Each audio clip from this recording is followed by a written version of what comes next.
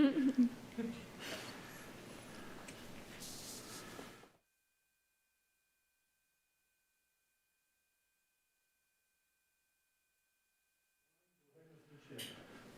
evening, ladies and gentlemen, and welcome to the school committee meeting of Monday, January 24th, 2022. First on tonight's agenda is acceptance of meeting minutes. We'll have 3 sets of minutes to approve this evening. First, we have the minutes of the meeting of December 13th, 2021 to approve. Do we have a motion? Motion to approve. We have a motion, and do we have a second? Second. We have a second. All those in favor? Thank you. That is a vote. Next, we look to approve the meeting minutes of January 10th, 2022. We'll entertain a motion. Motion to approve. We have a motion by Mrs. Davidson. Do we have a second? Second. We have a second by Dr. Small. All those in favor? Thank you very much. Lastly, we have the minutes of the executive session of December 13th, 2021 and January 10th, 2022. If we could have a motion to approve both of those, we'll take 2 motions to approve both of those executive session minutes. First, for the executive session of December 13th, 2021. Motion to approve. Do we have a second? Second. And do we, and all those in favor? Thank you very much. And we'll entertain a motion to approve the executive session minutes of January 10th, 2022. Motion to approve. We have a motion. Second. And a second. All those in favor? Thank you. Next up, ladies and gentlemen, item 2 under audience, we have the principal of our middle school, Mrs. Shipper, and Juan Oliveira from the Project 351 nominee and his family here with us this evening. Welcome, Juan. Welcome, Mrs. Shipper. Thank you. Thank you. Thank you for having us. So every year, the state of Massachusetts, all middle schools are requested to nominate a student who will be a scholar leader and embody community service and leadership in the community. There are 351 school districts in the state of Massachusetts, hence the Project 351. And so we reached out to teachers, all of the 8th grade teachers, and Juan was nominated for being a scholar leader, for being a quiet leader. That came up a number of times in the nomination process. And just being an all-around great guy who teachers and students respect and basically adore. So Juan is an impeccable student, great grades, just an unbelievable kid. Always does the right thing around Rogers Middle School, and you can just count on him for doing the right thing and being a great guy. So what's going to happen here is typically we would have already had, we were supposed to be here a little bit ago, but we've had to reschedule a couple of times. Typically, Martin Luther King weekend, all of the Project 351 ambassadors attend a day in Boston and a day of, they call it a community event, a day of service. And they're bussed in from all over the state, and they have this amazing day and bounce around ideas off of each other and come back to the schools with community service project ideas. That was canceled, unfortunately, due to COVID. So it's been rescheduled for February 11th, and it's going to be virtual, and they'll all meet and come up with great ideas. And Juan will come back, he and I will work together, we'll come up with an idea that feels authentic to him and meet the needs of our school community and our community at large. And he'll run a community service project with our support and get something great done. So I'm super excited. His dad's here with us. And Juan Oliveira, folks.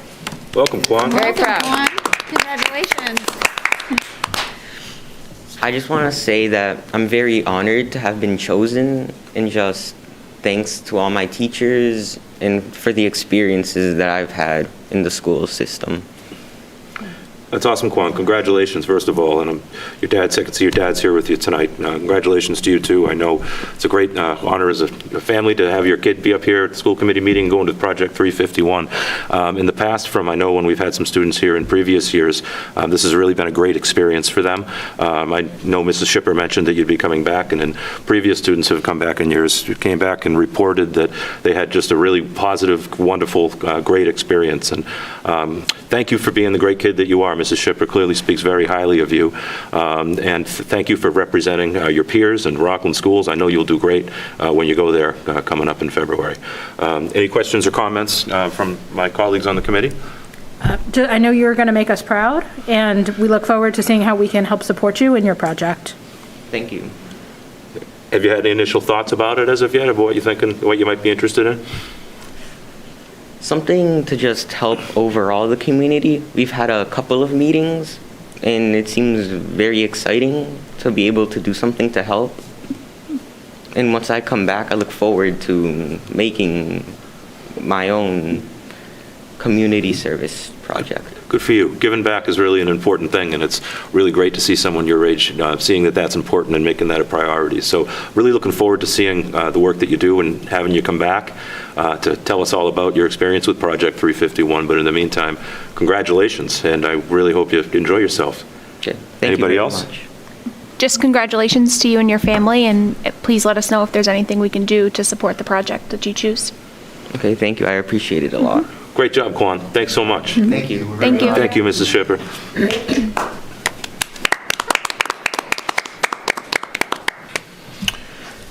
Next up, we have some reports to approve this evening. We have financial reports for November and December. We'll be looking to approve 4 different votes, and we'll look for 4 different motions. We'll be looking for motions for the school department, high school student activities, middle school student activities, and cafeteria. We'll entertain 4 motions. 4 motions to approve reports. We have 4 motions. 4 seconds. And 4 seconds. All those in favor? Thank you very much. Next up, we have monthly reports for November and December to approve, and we have 15 reports, and we'll be entertaining 15 motions. Allow me to take a deep breath.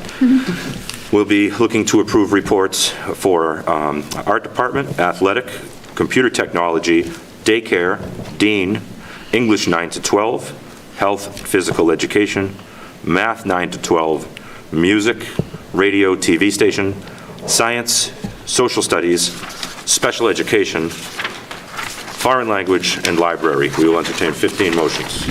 15 motions to approve. We have 15 motions. Do we have? 15 seconds. We have 15 seconds. All those in favor? Thank you very much. Next, under item 4, under old business, we have a COVID update.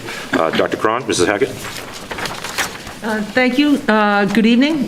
Just a brief update on our vaccination clinics. This is the same statistics before the folks that were vaccinated. However, I am pleased to announce that on Friday, February 11th, from 3 to 7 p.m. at the Rogers Middle School, we are going to have another full-service vaccination clinic. This will include first shot opportunities for folks 5 through adult, and booster shots for anyone 12 and up. Link will be sent out later this week, so families can begin registering for that. And again, that is something that is open to the entire community. You do not have to be a member of the Rockland Public Schools community to participate in these clinics. These clinics are open to all. Our vaccination rates continue to increase, as do our booster rates. And here's our current case activity, just to give a little bit of context of how much our case counts have declined since our last meeting. We have clearly peaked and are on the downside here in the Rockland schools. So on December 10th, we had 42 cases in the schools. At our last meeting, we had 148. Today, we have 38. In November, we tested 50 folks. In December, we tested 520. January 3rd through January 6th, 3 days, we tested 325 people here. And these weren't just students and staff. These were members of the Rockland community and their family. January 7th through today, we've tested 290. So last week, we started hitting single digits. We had a couple of days of single-digit testing. January 6th, we had 71 testing days.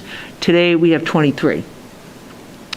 The testing, registration, administration, and contact tracing is still cumbersome, and we're working through it, which leads into sort of our next testing program, which I'll discuss in a minute. The current case activity here is detailed down for our 38 cases and where they are within our district, within each of the buildings. We are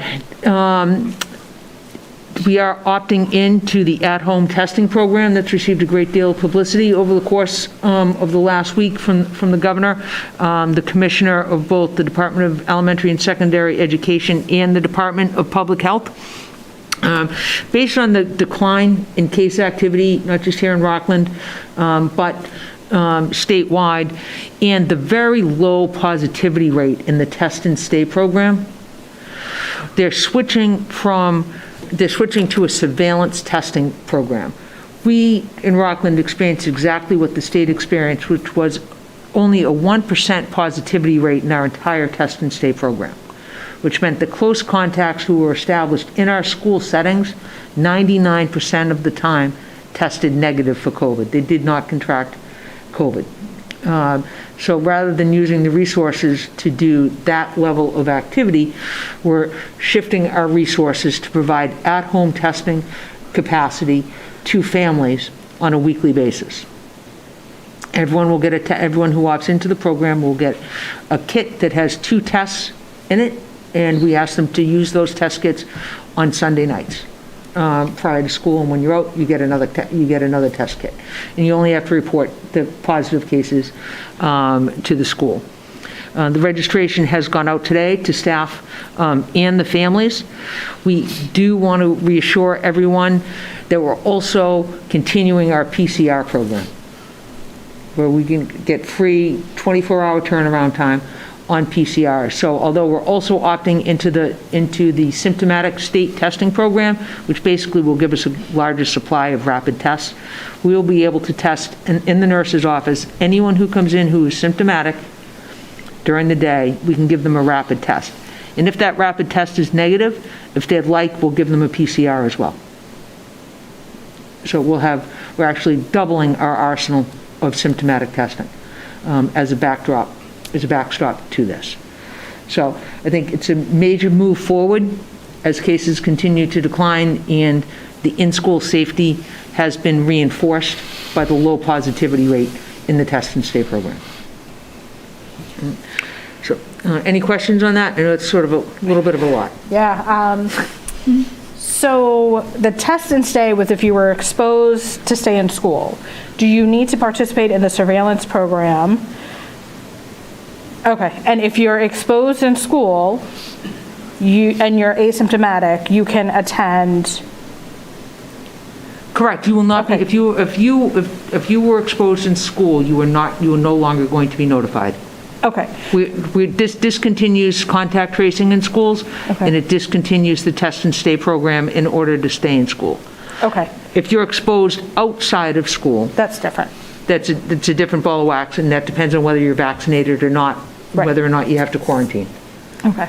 And then, so the surveillance program is really just if a family wants that, there's no anything other than you do it because you want to do it and you want that information. That's correct. Okay. It's Okay, thank entirely you. voluntary to opt in, and the test results stay confidential between us and the state receive the test results. They're not shared publicly. Great, thank you. Mrs. Maroney?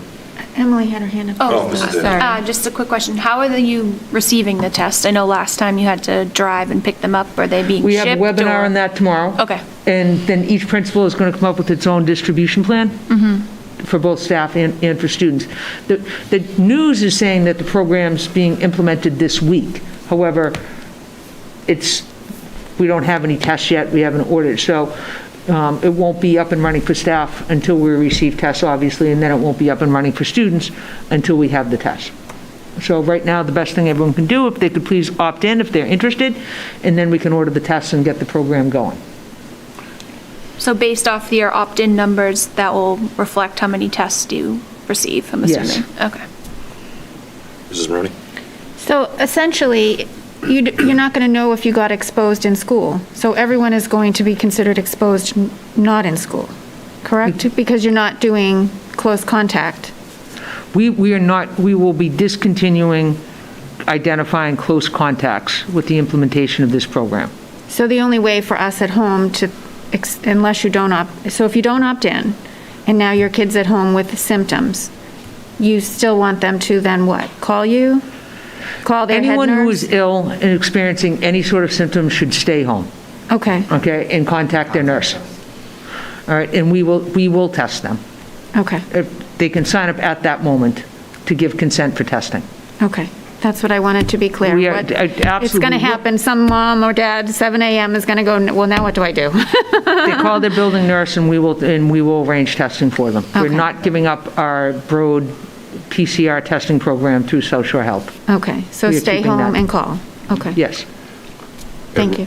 At risk of stealing a term I heard you say earlier, Mrs. Hackett, this is a large step back towards normalcy. Correct. I believe so very much. I think since the school year opened, we have operated in the least restrictive environment allowable under state requirements. We continue to do so, and I think this is another step towards that. Great news. Hopefully it keeps continuing to step in those directions. Right. I will say that I thought the Test and Stay program was highly effective. Yeah. It was highly effective, and now we have 3 months of data that again reinforces how safe schools are. You know, by collecting all that data. Those kiddos would have been home from school. You know, 500, 700 lost school days, and they were here and came in every morning and got tested. But now they don't have to do that step, and I think that's great for them, for the kiddos to not have to go through that, and it frees up our staff to do this. Excellent news. Any other questions or comments? I'll just reiterate again, thank you for continuing your very intense efforts at vaccination and really keeping your eye on the health of our community, both our students and our faculty, as well as just our community at large. So it's an incredible amount of work. If it wasn't for COVID, it wouldn't fall to the schools. And so I'm just very appreciative of all of you and your team's efforts. Thank you. We have a great team, we really do. Hear, hear. I agree. Next up on tonight's agenda, item B under old business, we have a Phelps Elementary School update. Mrs. Davidson, do you have anything for us tonight? Yes, so last week we met virtually over Zoom just because of the spike in COVID numbers from the previous weeks. We had a full meeting, and then an update on construction is the drywall is being installed in 2 of the buildings. The windows are almost completed on the outside, and the brick will be next, the wrap around the building, so it's not that cement anymore. It will match the existing other buildings on the street. And that's all I have. Besides everything, it has been going on schedule, thankfully, and that's it. Excellent. Anything to add, Dr. Cron? Nothing to add. I just have to add that every time I drive by it, it's different. The glass looks amazing. It's coming right along. It's exciting stuff. Any questions or comments from the committee? Okay, well, moving on, we have completed fundraisers to report on. We have one. We had a Domino's night that raised $584 and filled a lot of bellies, I'm sure, so that's great news. We have a request for approval of some new fundraisers. The Rockland High School is looking to do 2 different fundraisers. One, the National Honor Society is going to be doing phone-in wallets at a date to be determined, and the Drama Club is going to be doing a dine-in night February 17th, 2022. We'll be looking for 2 motions to approve these 2 fundraisers. 2 motions to approve. We have 2 motions. 2 seconds. And 2 seconds. All those in favor? That's a vote. Thank you very much. Next up, under new business, item B, Lovell Academy. Dr. Cron, could you tell us a little bit about this? I think we Wait, you missed- skipped. We missed old business. Oh, boy, did I miss? budget. The budget. I'm sorry, yeah, I That's missed the okay. most important item of tonight. We had completed- We're looking to go back to old business here. We have, we did the completed fundraisers. We're going to do the FY23 budget update. Now, I'll turn that over to Dr. Cron. Excellent. I'm going to turn this over to Jane. Okay, up here I have our FY23 budget, which we worked on January 12th, and I just want to stress that this is a picture in a moment of time. Okay, this is where we are today. All right? And if you take a look here, you'll see our FY21 and our FY22 and our FY23. From FY21 to FY22, the town meeting appropriation increased by $126,895. That is a 0.48% increase from FY21 to FY22 that we implemented that we received and implemented this year. So we were asked earlier, and we came to the table here, and you folks voted to request a 5% increase for FY '23, which is $1.3 million. If we were to receive that at this point in our calculations, rolling over our existing staff, accommodating for increases, et cetera, but with no new positions, we would be $875,000 short for next year with a 5% in no new positions. Right? In addition to that, in our grant category, I'm showing 2.4 million. In our grant category, we have $1.4 million worth of non-recurring funding for recurring positions. These are the positions, our behaviorists, some of our behaviorists and our ABAs, our EL teachers and our 3 elementary coaches are all Unit A employees, and they are all on non-recurring grants. They're being funded out of ESSER II. Some were initially funded out of CARES Act. Some have always been on ESSER II. Our building subs, our CNAs, and our EL tutors are also all on ESSER II. All 3 of those categories were on Plymouth County CARES. Right? So that's 1.4 million of existing personnel that are funded through ESSER II, which will be depleted in the next few payrolls, and then we'll start using ESSER III money. And if this continues, we'll be depleting our ESSER III money far earlier than we had originally anticipated, because we can use it for 3 to 4 years, and we'd be exhausting it in year 2. And that was it. Okay, thank you very much. Any questions from my colleagues or concerns about that information? Thank you very much, Mrs. Hackett. Moving on, back to where we were, Lovell Academy. Dr. Cron, can you tell me a little bit about that? Yes, it's a 132-student boarding school for secondary school student athletes who excel in hockey at the national and international level. The company anticipates opening in the fall of 2022, and they plan on using the International Baccalaureate curriculum. Student athletes who complete their studies at Lovell will be prepared for collegiate opportunities in both academics and hockey. So what they're looking for is a vote of this school committee to approve them. They need that as part of the process. So I'm asking for a vote of the committee to approve the opening of Lovell Academy. Where is this? I am told it is down behind Players. Okay. That's where it's located. So, but there's a link here, and you can do a virtual tour of the facility and get a little bit better sense that way. Okay. And you have a recommendation on it for approval? My recommendation is that we approve it. Okay. Any questions? Mrs. Davidson? Will this be privately funded? Yeah, it's a private. Okay. It's a private enterprise. All they need from us is approval? Correct. Okay. Is it going to, sorry, I went without you telling me, Dan. Will it take our kids? Yeah. I don't anticipate. I think these are D1 prospects, international superstars, so perhaps we'll have a Rockland kid attend there someday, but I don't anticipate this being any sort of a draw on our population. Okay. Any other questions, comments? Do we have a motion for approval? Motion to approve? Do we have a second? Second. All those in favor? Thank you very much. That's a vote. Next up, we have some personnel information. Dr. Cron, is there anything that you would like to highlight or talk about?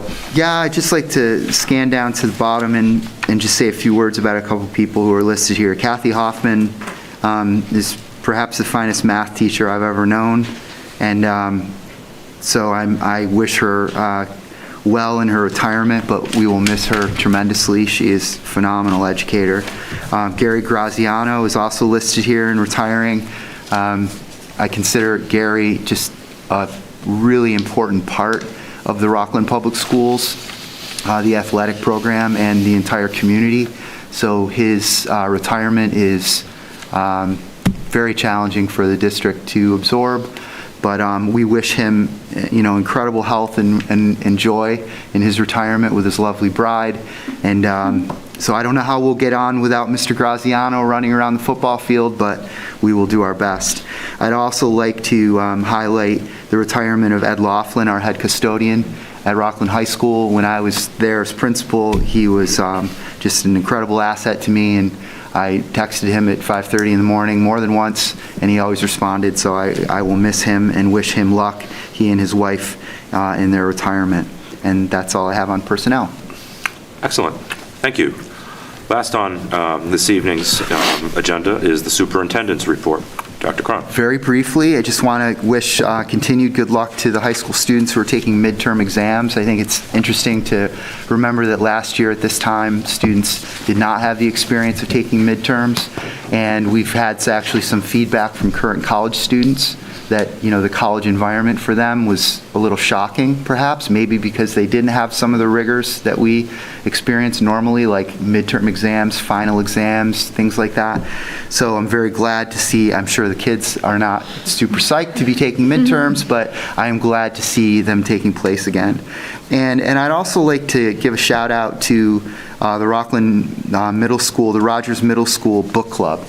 Evidently, we have 30 or so students under the direction of Mrs. Kemp who meet bi-weekly to discuss books that they have chosen to read. And these books were funded by the Rockland Education Foundation, and this program is funded by the Rockland Education Foundation. And again, we have spent so much time talking about money and talking about COVID that it's just important, I think, to remember all the really powerful things that are happening in our schools every day and every afternoon and every night. So I just want to give Mrs. Kemp and her book club a little shout out, and that's all I have tonight. Excellent. Thank you. Any questions about the superintendent's report? Thank you, Dr. Cron. Last on tonight's agenda, but certainly not least, is public service announcements. We'll start with Mrs. Hennessy. I don't have much, I guess, with this cold weather. Just everyone please dress warm out there. I see kids still in shorts, so I know everyone has their own body temps and whatnot, but stay healthy and stay warm. That's it. Dr. Small. Just again, thank you to the schools, to Ms. Hes Hackett, to her team for doing everything they can to help keep us all healthy. Please get vaccinated. Please stay home when you're sick, and just stay healthy in general. Thank you. Mrs. Davidson. I have nothing for tonight. Mrs. Maroney. I was going to also mention midterms for the high schoolers. Good luck to all of those students that are taking them. And to our middle schoolers that are starting a new term tomorrow, and nothing new, nothing more exciting than a new term to start fresh and start on the right foot. So good luck in your next term. And that's all I had. Thank you very much. And for me, just a little plug for Rockland Youth Lacrosse. Registration is open. I'm blessed to be able to be one of the coaches at the youth level. It's a great program. We're hoping to encourage first-timers to come out. You don't have to have ever picked up a lacrosse stick before in your life. We'd love to have you come out and give it a try. So check it out on Facebook, reach out, ask any questions you'd like, and we'd hopefully see you on the fields. With that, that's all I've really got tonight. So all we'd have to have left to do this evening would be vote to adjourn. We'd be looking to entertain a motion. Motion to adjourn. We have a motion to adjourn and a second. All those in favor? That's a vote. Thank you very much. Have a great night.